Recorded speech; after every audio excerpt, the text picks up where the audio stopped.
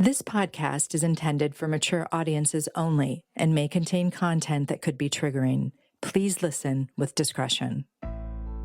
I want you to truly understand how Stephanie's experiences shaped every decision she made, not just as a young teen, but throughout the decades that followed.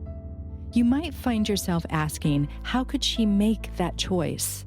Or wonder, how can she laugh while recounting such painful memories? After spending countless hours with Stephanie, I've come to understand something. Laughter is survival, and sometimes repeated mistakes stem from never having had someone to guide, nurture, or offer a safe space to grow. We ended episode 3 with Stephanie running away to her abuser's house, where she hid in the back seat of their car on the floor. This is where her dad found her. Stephanie chose to hide in the most dangerous place, but it was better than staying in a home where she felt unsafe. I was terrified that I was about to get destroyed by my parents. Yeah. They never asked me if I was okay. They just were so worried about me being a good enough Christian. And so sitting there as an adult made me feel so sad for that 13-year-old because I didn't deserve that, you know? Nobody does. I couldn't speak. I wouldn't speak. They kept wanting me to speak. They were yelling at me. I was angry and terrified all at the same time. I was angry at myself for being so stupid, is how it felt. I had just literally shut down. I could not use words. I couldn't answer any of their questions because words wouldn't even come out of my mouth. I know my dad thinks I was just glaring at them, but like everything inside of me just shut down. My dad saying that he would slap that look off my face, and I didn't even know what he was talking about because I wasn't with them. I could just hear them, but I was somewhere inside of myself and completely closed off. It's like I wasn't there anymore. I wanted so badly to disappear, you know? It was literally like I had a mental shutdown at that point. And I was scared to death.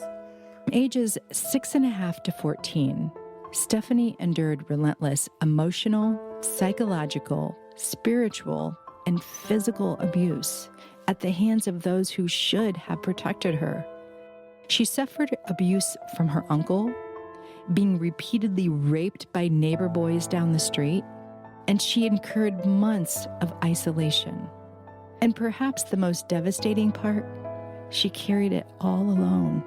Her parents enforced a rigid belief: living a godly life is all you need. It was a threat to their role in it was all about them still, and it was all about God. And that's why I said when my dad took that first church, when I was around 7, things never were the same. So I was just put in a car, and I didn't realize there was a trunk in the back of this car that held my belongings. Okay, a trunk meaning a wood box with a key. Basically, yeah. Those ones that you could buy, they had the almost like the brass edging on them, you know, just little tiny trunk.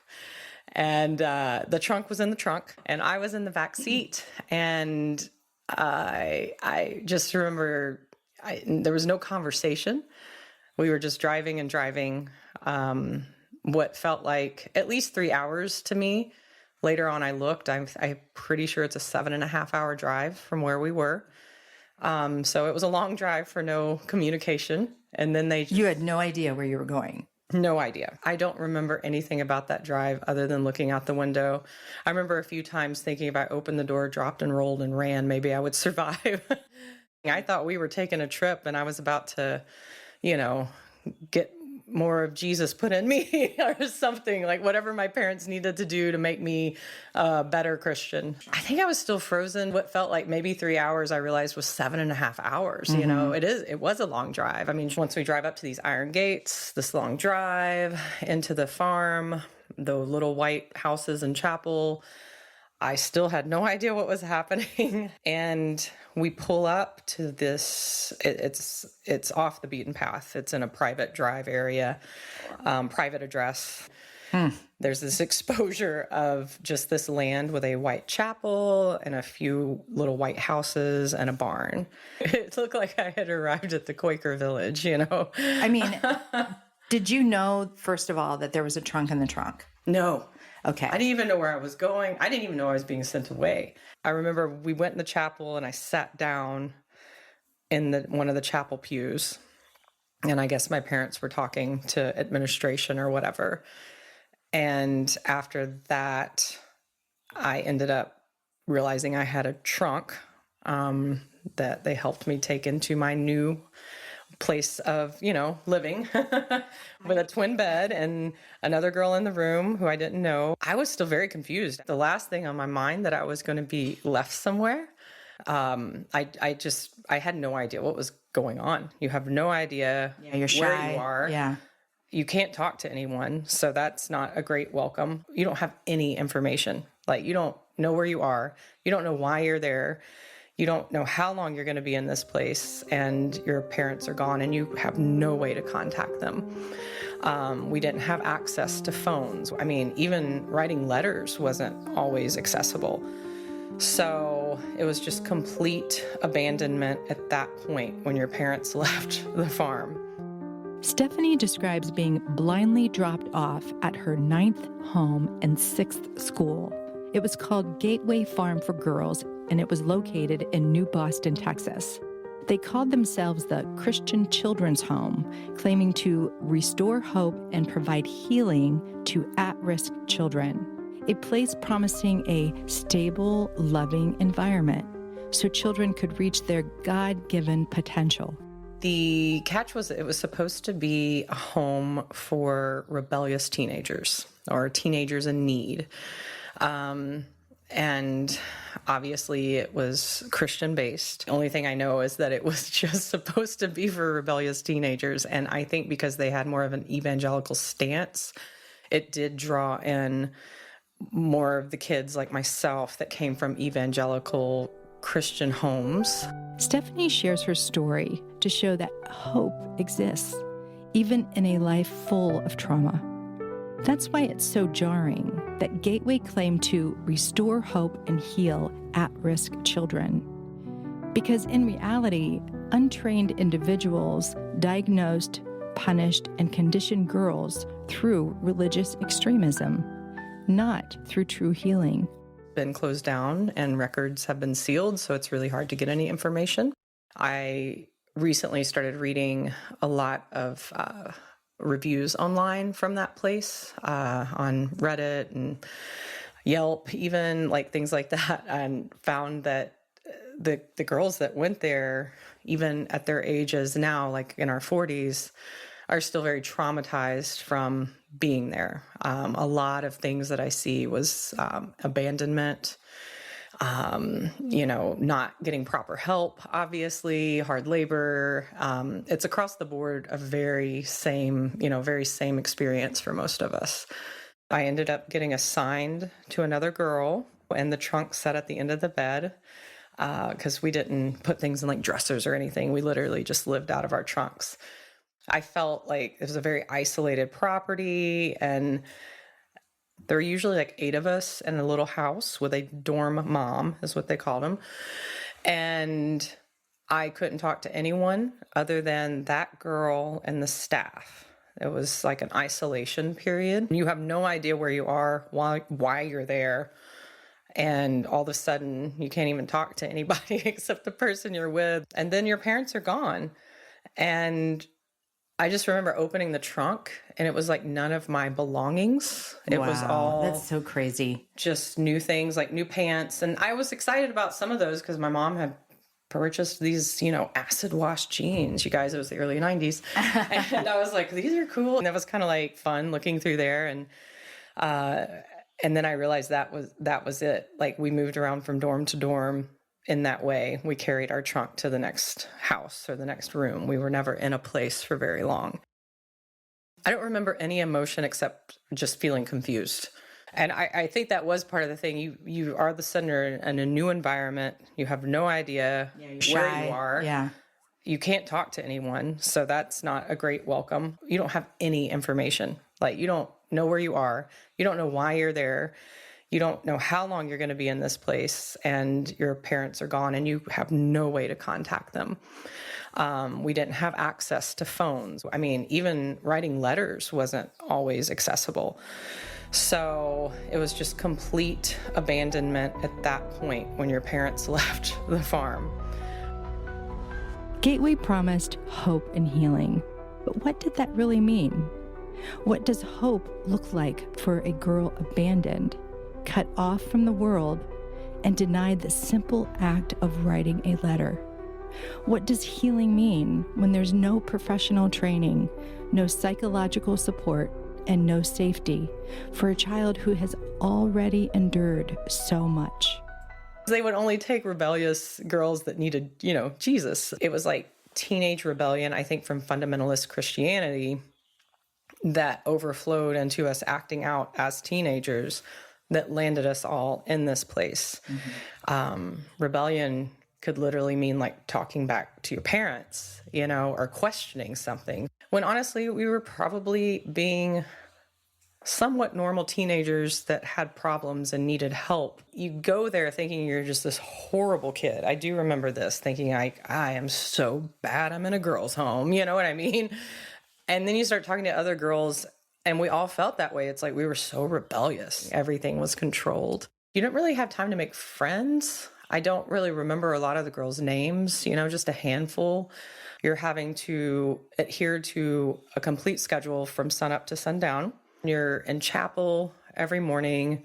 And so you get up, and of course, beds had to be like, bounce a penny off of them. You have, God, our showers were timed. I think it was like a 3-minute shower. It was difficult, no, to say the least. Seriously, it must have been insane because you couldn't do your hair. You're a teenager. You can't try to make yourself look pretty for the day or whatever you wanted to do. No, there was none of that. You eat your breakfast all together. Everybody had different chores within the home, and it rotated every week. And so you had to do all those chores, and these are all times. And then we all go to chapel, where we get our first dose of Christianity for the day. A lot of the times we would have to wear all white to church. So, and of course, like dresses, pantyhose, the whole bit. It's just like, look forward and then you leave. I dreaded it because it was such a performance. They would wait for us. Everybody would be seated, and they would march us into the first 3 rows. And because there were men or boys at these churches, we were not allowed to turn around or look. And if we did, that was immediately going to be like hard labor or isolation. So it was like you were afraid to even look side to side with your eyes. It was like living in an alternate reality. Like it didn't feel real. So after chapel, we walk over to the school. There was a program they used called ACE, which was a paced, self-paced curriculum for school. And this was like literally packets. It's a paper packet, Algebra 1. You didn't have a teacher. There was one like dorm mom basically walking around.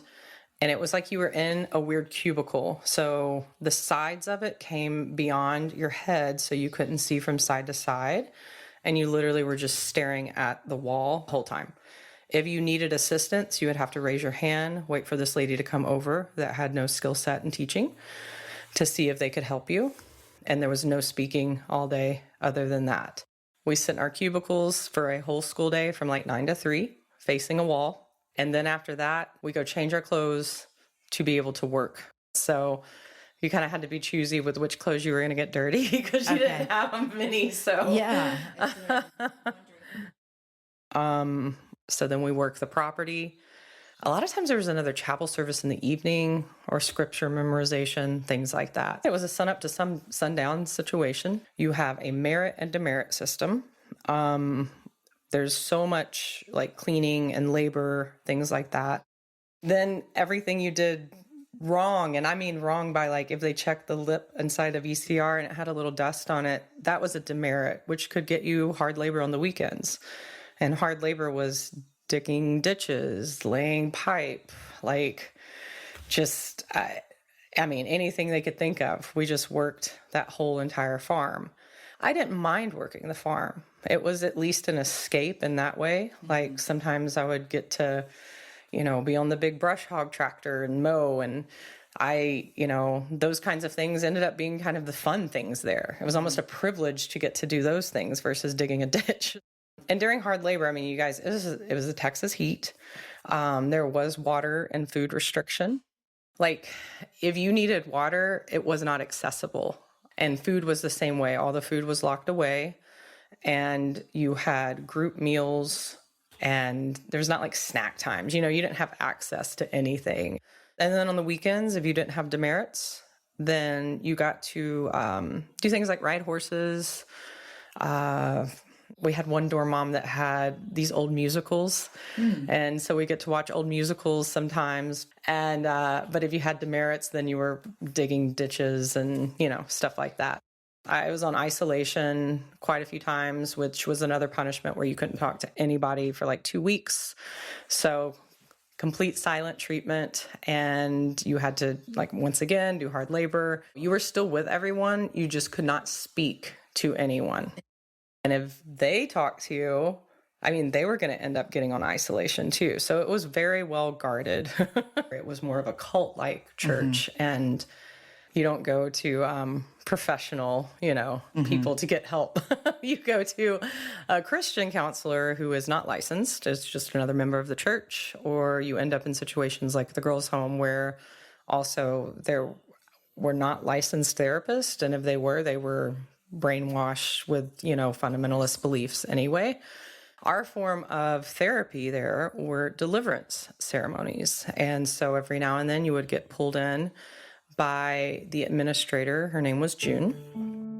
I wanted to interview June Bernard Ashworth, the woman behind Gateway, to ask about the school's teachings and their so-called restoration methods, but I found her obituary instead. She passed in April 2021. Her obituary listed several biblical studies she authored, but I couldn't find a single one. What I did find were blog posts from former students, women still unable to obtain their student records, each one suffering from PTSD, each one speaking of spiritual abuse. Many recalled June Bernard Ashworth personally diagnosing them as demonically schizophrenic. But according to the American Psychiatric Association, that diagnosis doesn't exist. So, if these girls weren't receiving medical treatment or legitimate therapy, what exactly were they being subjected to? And you would go into a deliverance ceremony, which means that you were full of demons, and you had to start naming those demons. You had to leave a group of girls or something and be like, oh, I'm going to a deliverance ceremony. And it was like, oh, good luck. Everybody knew it was normal. Even if you're still kind of faking your way through it, it still feels like something's wrong with you because you really do feel like something's inside of you that needs to come out. And when you're raised evangelical, you do believe in demons inside of you. Would you lay in bed and think, I really kind of, even though I faked it, I hope I did get anything bad out of me? Did you have Oh, absolutely. I'm like, I hope whatever is bad in me is out because from birth, my mom made me feel like something inside of me was bad. Wow. And so it's like, please, for the love of God, let's get this thing out of me. You would usually be in the room with 3 adults. One was June, and then there were 2 other female adults. And you would be sitting in a chair, and you had to make sure you were sitting up straight, feet on the floor. One person would be at your feet holding them down. One person would be by your arms, just in case, the demon came out. It was violent. I don't know. And then June would be in front of you. They would start praying for you, and then they would say, demons speak, things like that. And you would stay in that room for hours getting prayed for, laid on of hands, like yelled at until that demon was named. And so you get tired because you're going to sit there until you come up with some demon. So I don't remember. I just remember sometimes it was like you were in there for a few hours. On a few occasions during deliverances where I would all of a sudden start grabbing the chair really tight and kind of making my hands shake and getting really rigid and saying oh Lord, this is so embarrassing. But one was like, it's the demon Thrasher. Thrasher's coming out. Oh my And gosh. the reason I chose Thrasher at the time was because I loved skateboarding and Thrasher was a skateboard brand, but I knew they wouldn't know that.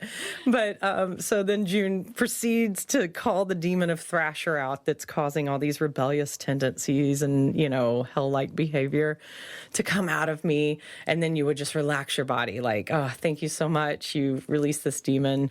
It was insane. Would they hug you and give you any physical attention? I don't remember afterwards. Okay. I mean, it was like you couldn't get out of that room fast enough. And it was always like a little room. I mean, you were isolated. Yeah. It's like you would tell them and this happened a few times. And I did perform like the same types of behavior every time where I finally I just couldn't take anymore and would name something. Sure. Like, Who wouldn't? Yeah. Even one time she'd asked me like, if you were anything, if you could be anything right now, what is your body telling you? And I was like, oh God, like I'm supposed to be talking to a demon inside of me. And I was like, I'm a fly on the wall so I can see everything. I'm like, I remember This is crazy. walking out of that thinking, that's the stupidest answer. Not getting proper help, obviously, hard labor. It's across the board a very same experience for most of us. There was one comment I saw where they were like, oh, I wrapped that up in a little black box and never opened it again. So they caused a lot of trauma and PTSD. And then they'd send you back out into the world with no coping with less skills. I don't remember getting new clothes. And we had a trunk and that was it. What the girls and I would do is some of us would end up trading clothes. And that way we did feel like we were wearing something different. Okay. Some of us even traded shoes. I traded some boots that I had for a cool pair of Doc Martens because I never had them. And then later on traded those for another pair, because you're trying to get new stuff. And then I was like, man, I should have kept those Doc Martens. But yeah, so I mean, we had I guess our own little bartering system. Yeah. Just because clothes were, God, we were teens. That was a fun thing. One of the girls was taking French and I was taking sign language. And we both tried to teach each other a little bit of what we had learned. If you had another girl that needed help and assistance and you were better at it, because I knew one girl that was really good at I think it was math, like little genius. And she would help tutor some of the other girls that needed help. Good. So we just started sticking together because there's no hotline you can call and say, I don't know how to do algebra, I do remember having a crush on a girl while I was out there. Her name was this long red hair and she'd walk across the field and I thought I was going to get struck by lightning because I had, thoughts of her being so pretty, We're not talking about sexual thoughts, just thoughts of feeling this weird crush of oh my gosh, she's so pretty. I think they were all worried about any of us being gay already. So we had been warned that if we thought about another girl or if we masturbated or anything like that God would tell June. And then June would have to put us through a deliverance, plus you would have hard labor and demerits. As I dug deeper, I found stories eerily similar to Stephanie's. One former student was punished until she produced a written list of demons supposedly inside her, a list June Bernard Ashworth demanded before anointing her with oil and praying to cast them out. Reading these accounts, it became clear. When extreme religious beliefs are forced upon vulnerable children, what's called deliverance can quickly become something else entirely. Privileges were getting to go off property to June's beautiful house and getting to clean her house. And I remember she would make me a sandwich. And because our food was kind of nasty at the farm, just remember thinking oh, wow, this is the best sandwich I've ever had. And it would just be me. And I'd be out there just cleaning her house all day. She had these French chandeliers and stuff. I mean, we operated that farm. There's no doubt about it.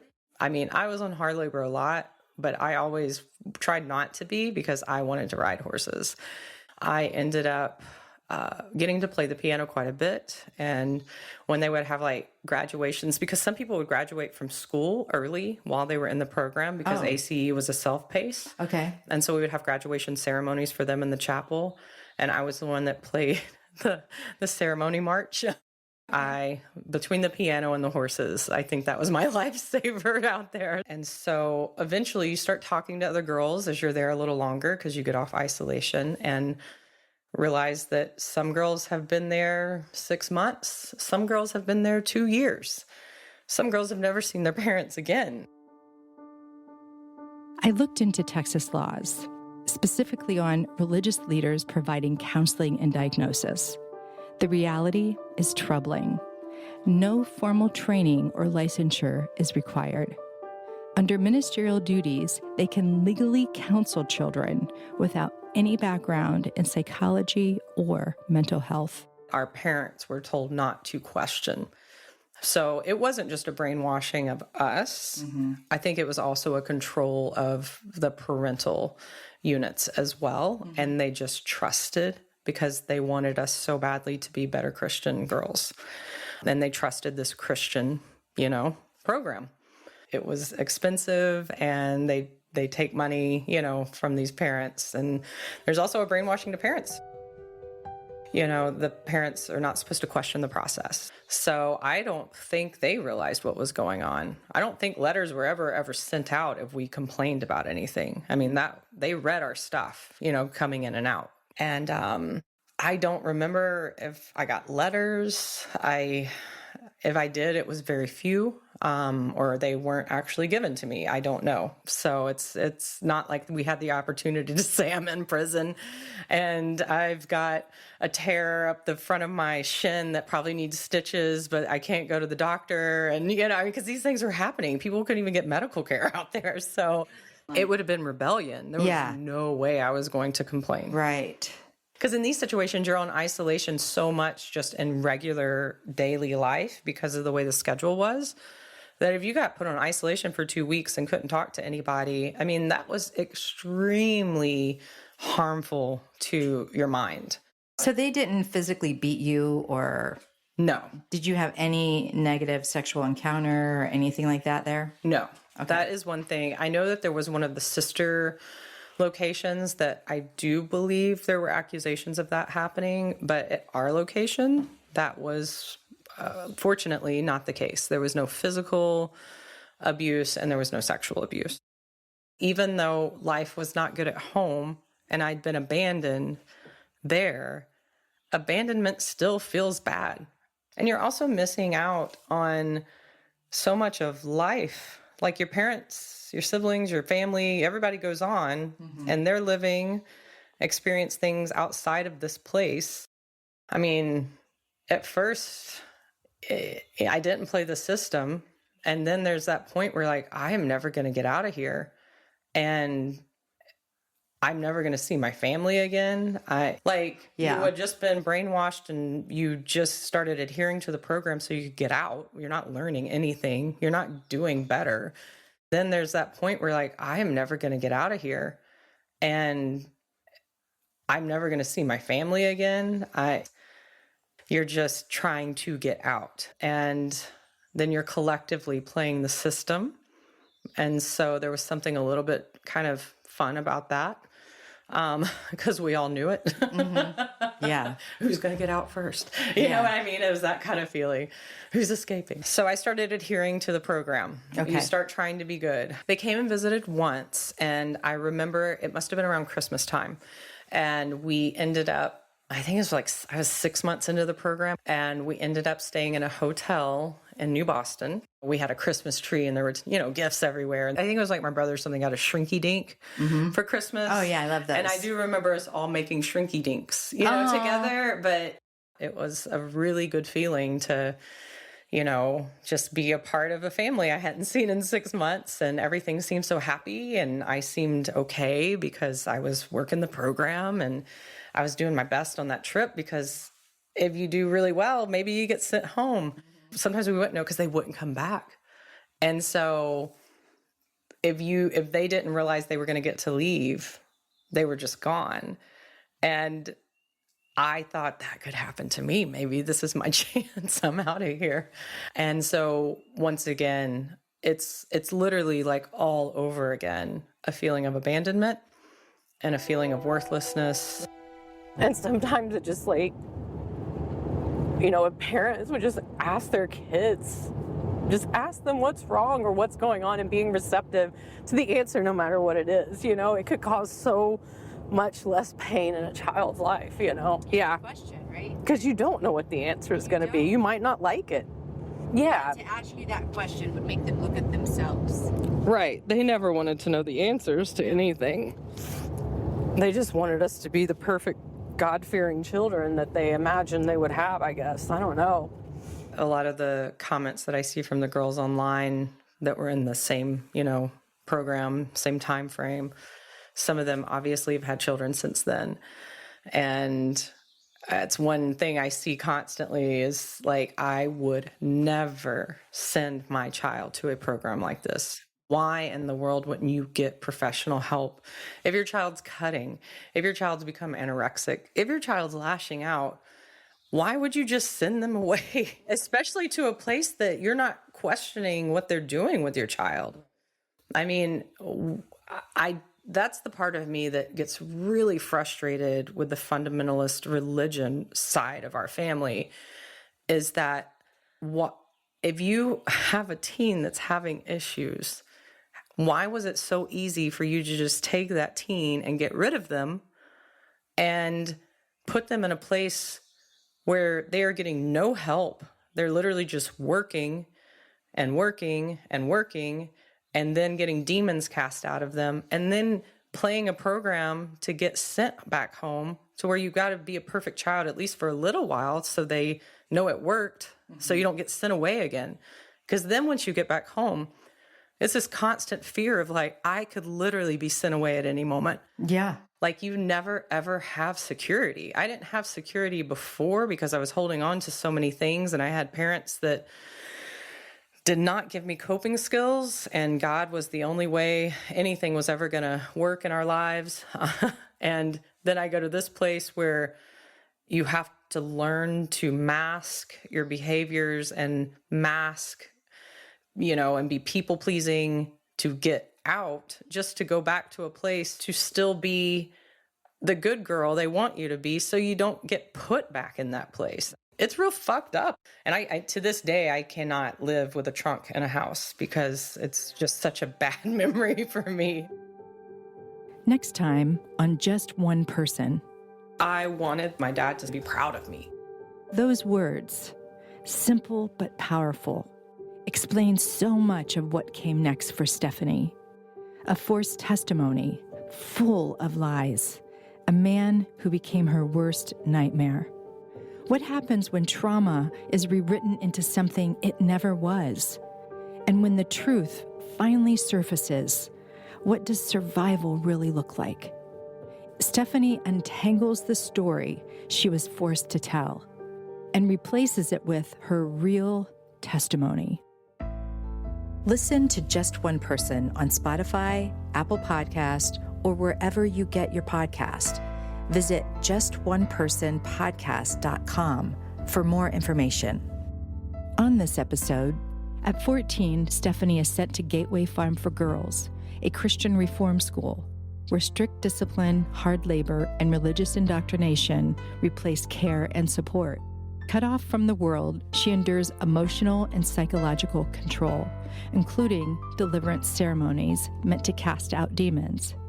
As she unpacks her trauma, Stephanie reflects on the lasting scars of abandonment and the fear of being sent away again, and how survival meant learning to play the system. If you or someone you know has experienced sexual assault, abuse, or harassment, you can call the National Sexual Assault Hotline at 1-800-656-HOPE, and this is available 24/7. You can also chat online at hotline.rainn.org. RAIN's services are confidential, free, and available to anyone in need. If you or someone you know is affected by child abuse or needs support, you can call the Child Help National Child Abuse Hotline. It's 1-800-4A-CHILD and also available 24/7. You can also text 4HOPE to 741-741. And if you know someone that is contemplating suicide, you can also chat online at 988lifeline.org. They are also available 24/7. Please note, resources are available, and we have them listed on our website at www.justonepersonpodcast.com. Just One Person is produced by J1P Productions, executive produced by me, Lisa Bloom, and lead producer and story editor, Carrie Caulfield. Sound design by Alejandro Ramirez, and a special thanks to sound designer Amita Ganatra. A special thanks to voice actor Scott McHenley, portraying Stephanie's dad. Our heartfelt thank you to Stephanie's partner, Melissa Weaver, and my wife, Julie Koleski, for being a part of the podcast team. Also to Stephanie's 3 close friends, Krista, Annalisa, and Bex, for participating in this series. Music for this podcast is from Epidemic Sound and Soundstripe. Original music recorded and performed by our first season's guest, Stephanie Michelle and the Michelle Band.